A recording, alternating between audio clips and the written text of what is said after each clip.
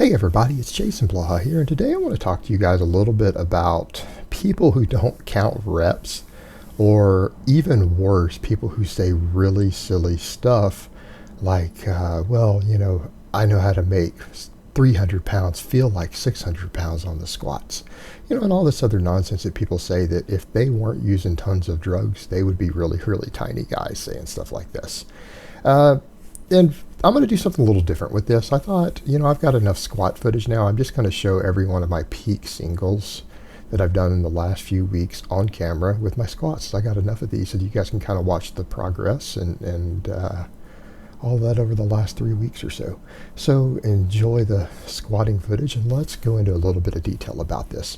All right, the biggest one that really bothers me is when people say things like that, like the weight on the bar doesn't matter. And this is really a bodybuilder cliche, and what people mean sometimes when they say this, because there's two different versions of this. Some people just mean, well, good form, like don't cheat to lift a bunch of heavy weight. And in all honesty, for some isolation movements, that probably doesn't even matter, all things considered. But yeah, on big compound movements, yeah, that's true. That's true. Because if you're just flinging weight around without any decent technique or form, obviously you're not getting the same training effect just by throwing more weight on the bar. Same thing if you start trimming the range of motion way down, you're not necessarily gaining more muscle mass or more strength by just throwing a heavier weight on the bar. Because again, it comes down to tension.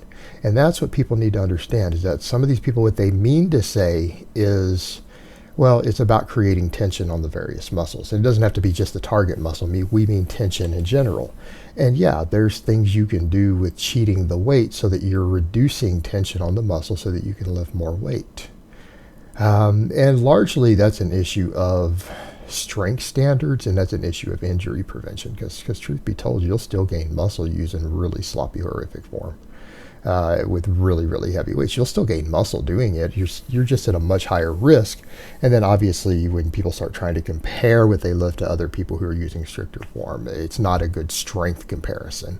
But the truth be told, what they mean is that it involves tension. And they are right, is that if you fling weight around in such a way that you're reducing tension on the various muscles that you are trying to build, or even all the muscles in your body you're trying to build, then yeah, that's a problem. It's not necessarily going to help you. But where people mess that up is that they jump over in the other direction. And then once they get that mentality, they're not understanding, they're losing track of the fact that the reason that that statement would hold any truth has to do with tension on the muscle. Then they start saying weight doesn't matter. Well, that's not true at all. Mechanical tension is actually the number one factor in strength gains. Mechanical tension, particularly getting mechanical tension at the points to where you can create the most mechanical tension in a range of motion, absolutely impacts strength on an enormous level. But number two, it facilitates hypertrophy, because when it starts coming down to reps that will grow muscle mass, this is something people need to remember. Anytime you're using a weight that for a given exercise or amount of tension on a muscle, you can't do more than 5 reps on, every single rep stimulates muscle growth. Whereas when you're doing a 10 rep set, you probably, like your 10 rep max, you probably aren't stimulating any significant hypertrophy till around rep 6, rep 7. And the first 5 are just warm-ups. So yeah, weight on the bar absolutely matters. And then it matters in that context also, because if you're stopping with 10 rep sets with a weight you're capable of doing 15 or 16 reps with, you see the point we're getting to? The weight matters. The weight absolutely matters. And I'm not saying you can't just do more volume to get around lighter weight. You can. You'll still grow. But the point is that mechanical tension is a big part of your workload. And mechanical tension by itself can stimulate hypertrophy. I'm sorry, but even doing singles will put muscle mass on you. That has been shown. That's not even subject to debate. So if that's the case, doing heavy singles still can cause people to grow relatively well. You could argue it's not ideal, but if that's capable of doing it, then obviously weight absolutely matters. But again, what these guys mean to say is good form. But the difference you get to when you start literally saying things like, I can make 300 feel like 600 or 500, but then you're not capable of squatting 500 or 600, you're full of shit. These guys are full of shit at that point because they're not actually making it feel like 600 or 500 if they're not physically capable of doing that. If it felt like 500 and their max squat is 400, then the 300 would staple their ass to the floor. That's what it would feel like. And again, it's this whole thing of getting around mechanical tension. Or they'll do stuff like, well, I'm just going to do these really, really slow reps. Well, slow reps with a lighter weight don't produce very good hypertrophy. That is shown in the literature. Like this whole time under tension concept is complete nonsense. It's not particularly well backed by scientific data. Time under tension matters in the sense of you're doing more reps. Yeah, if you're doing more reps, that's more time under tension. You're going to grow more. In other words, 500 pounds for 10 reps has more potential for growth than 500 pounds for 5 reps, right? Not even subject to debate. We know it does. So that's why time under tension matters.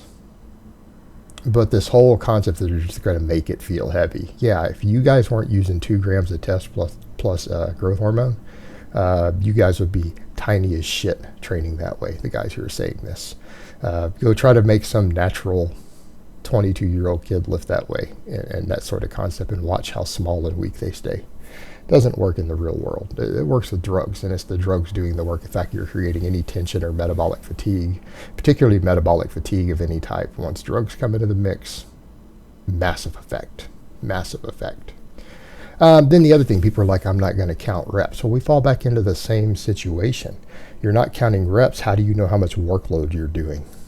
Because workload being one of the major driving factors for muscle growth, you have no way to track progressive overload if you're not counting reps. Now, a lot of people say, well, it doesn't matter as long as you're training to failure. Well, again, we start looking at the data that's out there. Training to failure all the time actually isn't the best way to gain muscle mass, because training to failure doesn't produce more muscle growth than stopping 1 rep short of failure. Let that sink in.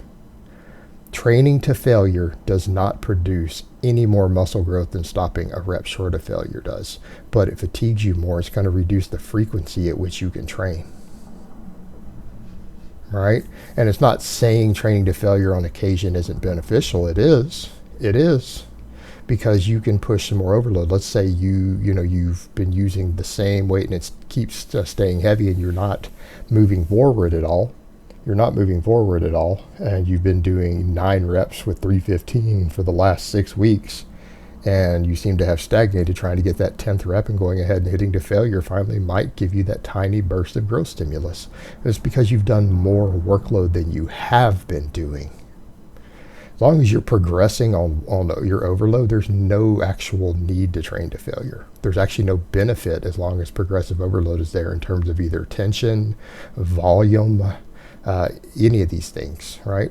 If you've added a rep somewhere, you've progressed.